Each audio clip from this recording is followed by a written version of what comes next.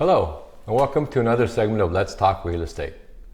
The number one question we're getting right now from just about everyone starting their home search is, Mark, why do we have to sign this big legal looking form before we can even look at a single house? It can feel intimidating because it seems like a lot of commitment right up front at the start. However, due to the recent rule changes, it is now a necessity to get this document signed before showing any properties to a prospective purchaser. In our experience, uncertainty about this form is the single biggest source of anxiety for new buyers, but its purpose is actually to protect you. So by the end of this video, this form won't seem scary at all. We're going to break it down piece by piece so you can sign it with confidence. With this in mind, let's start with the basics. First, let's talk about the big picture, which is the form called the Residential Buyer's Representation Agreement. Think of it less like a contract to buy a house and more like a formal professional handshake. It's the document that officially hires your brokerage to work for you. If this is your first time tuning in, welcome. My name is Kyle Kreick, and I'm joined by my business partner Mark Meras, and together we are the co-founders of Paragon Realty Advisors. Back to the matter at hand. You might be thinking, hires you? What was our relationship before signing this? That is such a common question, and it really gets to the heart of why this agreement is so important. Without this agreement, you're considered a customer. Now, an agent has to be honest and fair with a customer, but their primary legal loyalty is to the seller. That's because of an old, outdated concept called subagency. By signing this agreement, your status is elevated. You become a client. As a client, you are owed what's called a fiduciary duty, the highest standard of care in the eyes of the law. It means I am legally and ethically bound to put your interests above everyone else's, including my own.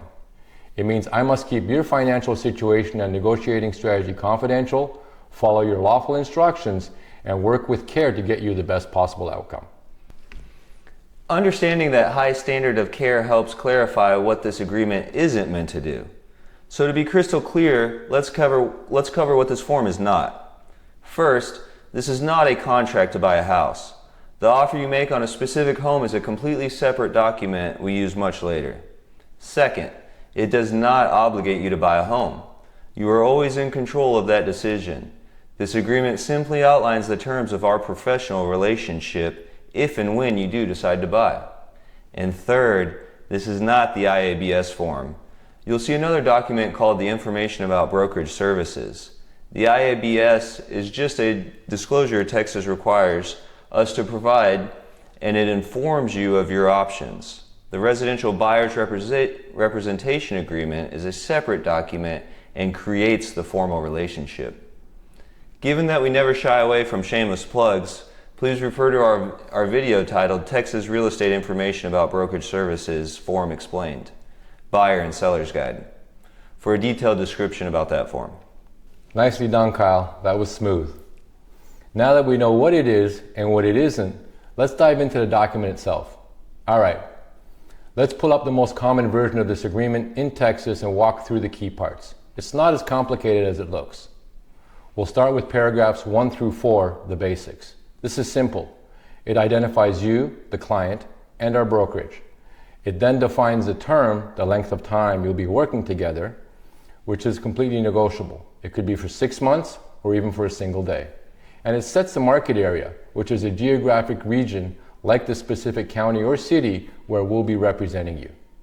These initial paragraphs really just set the stage for the core promises. Next up are paragraphs 5 and 6, the obligations. Think of this as your two-way street. It says our brokerage will use our best efforts to find you a property and negotiate on your behalf. Your main obligation is to work exclusively with us within that market area and for that set term. It's this promise of exclusivity that allows an agent to invest significant time and resources into your search. That concept of exclusivity naturally leads to another common question, namely, what happens if the perfect house is listed by your same brokerage? Isn't that a conflict of interest? That's covered in paragraph 9, intermediary. Texas law allows a brokerage to represent both the buyer and seller, but only if both parties agree to it in writing and with very strict rules. We can't tell the seller you're willing to pay more, and we can't tell you the seller is willing to take less.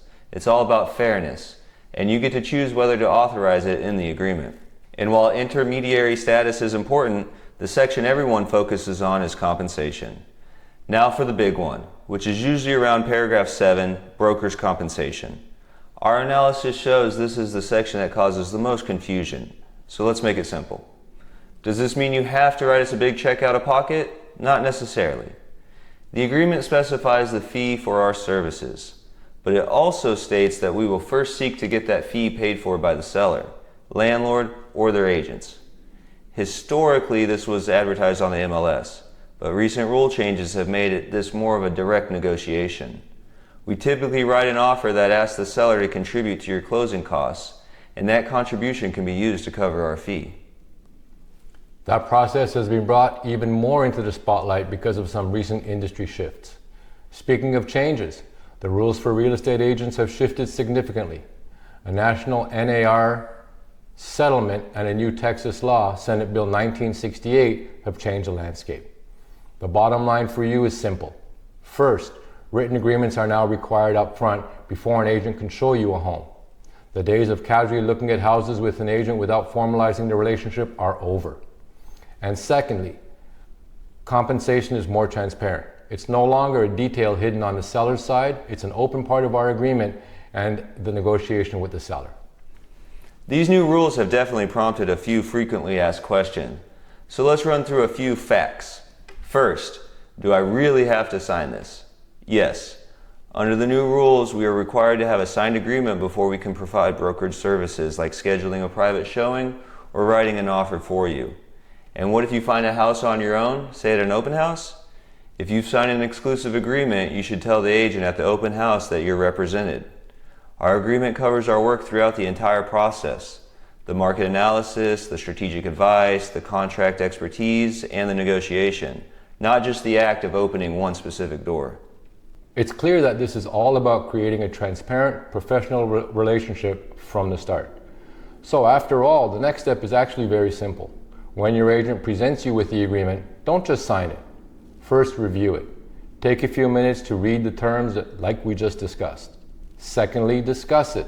Ask questions.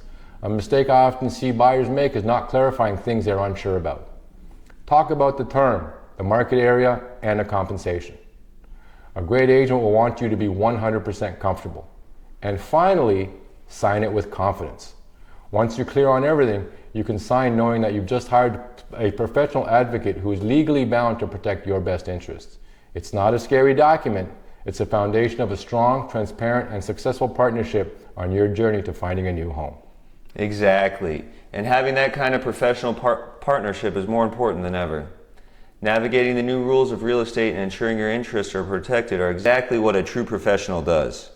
Our team specializes in creating crystal clear strategies for home buyers in the Dallas-Fort Worth market. If you want a partner who can provide this level of detailed guidance for your home, visit us at www.paragondfw.com to schedule a consultation. If you found this video helpful, make sure you give it a thumbs up and hit the subscribe button and notification bell, and you'll have access to all our current and future content. And finally, make sure you leave a comment below. We'd love to hear from you. Thank you for watching this video, and we look forward to seeing you in the next one.